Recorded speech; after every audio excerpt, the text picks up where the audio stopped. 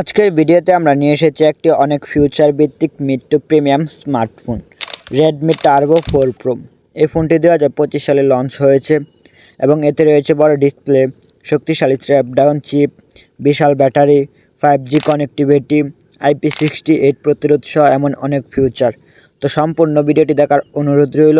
এই ভিডিওতে সকল কিছু নিয়ে আলোচনা করব, তাই ভিডিওটিকেও স্কিপ করবেন না, স্কিপ করলে অনেক কিছু মিস করতে পারেন। তো চলেন প্রথমে ডিজাইন ও ডিসপ্লে নিয়ে কথা বলা যাক। রেডমি টার্বো 4 প্রো এর ডিজাইন প্রিমিয়াম লুক দেয়। সামনে gorilla glass 7i screen, aluminium frame ও গ্লাস ব্যাক দিয়ে তৈরি। ফোনে IP68, IP69 পানি ধুলো প্রতিরোধ করতে সক্ষম। ডাইমেনশন প্রায় 163.1 x 77.9 x 8 মিলিমিটার। এর ওজন প্রায় 219 গ্রাম, যা হাতে ধরলে ভালো ফিল পাওয়া যায়। চলেন এবার ডিসপ্লে নিয়ে কথা বলা যাক। এই ফোনে 6.83 ইঞ্চি অ্যামোলেড ডিসপ্লে রয়েছে, 1.5K resolution, 120 Hz refresh rate, dual version plus HDR10+ support, 3200 nits pick brightness. রোদের বাইরে স্ক্রিন পরিষ্কার দেখা যায়। স্ক্রিন টু বডি অনুপাত 90%, তাই ভিডিও, গেম বা সোশ্যাল মিডিয়া দেখাও বেশ আনন্দদায়ক। ডিসপ্লেটা টাচ রেসপন্স ল্যাগ ফ্রি এবং রং কালার খুবই জীবন্ত মনে হয়। চলেন এবার ক্যামেরা নিয়ে কথা বলা যাক। এই ফোনের rear camera 50 megapixel, Sony layout 600 sensor OIS, 8 megapixel ultra wide sensor বড় দৃশ্য বা গ্রুপ শটের জন্য কাজ করে। Front camera 20 megapixel selfie camera, selfie, video call ও রিল ভিডিওর জন্য ঠিকমতো কাজে লাগে।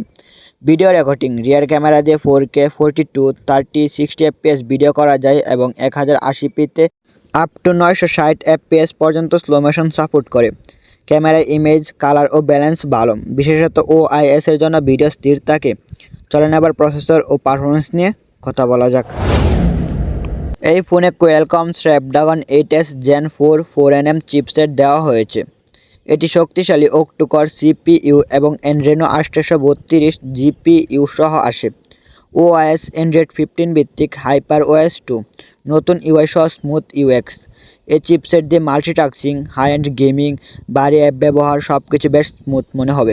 চলেন এবার র্যাম ও স্টোরেজ নিয়ে কথা বলা যাক। এই ফোনে 12GB, 16GB RAM, 256GB, 512GB 1TB UFS 4.1 storage. কোনো মাইক্রো SD স্লট নেই, তাই ফোনটাতে স্টোরেজ প্রথমে ঠিক করে নেওয়াটাই উত্তম হবে। বড় র্যাম স্টোরেজ মিলে মাল্টিটাস্কিং খুব স্মুথ, আর ভিডিও অ্যাপিক গেমও দ্রুত লোড হয়। চলেন আবার ব্যাটারি ও চার্জিং নিয়ে কথা বলা যাক। এই ফোনে রয়েছে 7550 mAh এর বিশাল ব্যাটারি। দৈনন্দিন ব্যবহারে প্রায় 2 দিন ব্যাকআপ পাওয়া সম্ভব। 90 ফাস্ট চার্জিংয়ের সাহায্যে দ্রুত চার্জ নেওয়া যায়। 22.5 ওয়াটের রিভার্স চার্জিং রয়েছে, মানে তুমি অন্য ডিভাইসেও ফোন দিয়ে চার্জ করতে পারবে। এই ব্যাটারি সেটআপ খুব শক্তিশালী, যারা ব্যাটারি লাস্টিংকে বেশি প্রাধান্য দেয় তাদের জন্য উপযুক্ত হতে পারে। চলেন আবার ফিচার্স ও কানেক্টিভিটি নিয়ে কথা বলা যাক। এই ফোনে রয়েছে 5G plus 4G, 3G, 2G network support, Wi-Fi 6 বা Wi-Fi 7 support, Bluetooth 5.4, NFC, IR blaster, stereo speaker plus Dolby Atmos, in display optical fingerprint sensor, GPS এবং AI ফেস আনলক। সবগুলো মিলে কানেক্টিভিটি ও সিকিউরিটি দিক শক্তভাবে মেলে। তো আজকের ভিডিওটি এতটুকু ছিল। যাদের কাছে ভালো লেগে থাকে চ্যানেলটিকে সাবস্ক্রাইব করে পাশে থাকে বেল আইকন অন করে দিবেন। নতুন নতুন টেক রিভিউ পেতে আমাদের চ্যানেলের সাথেই থাকবেন। ধন্যবাদ।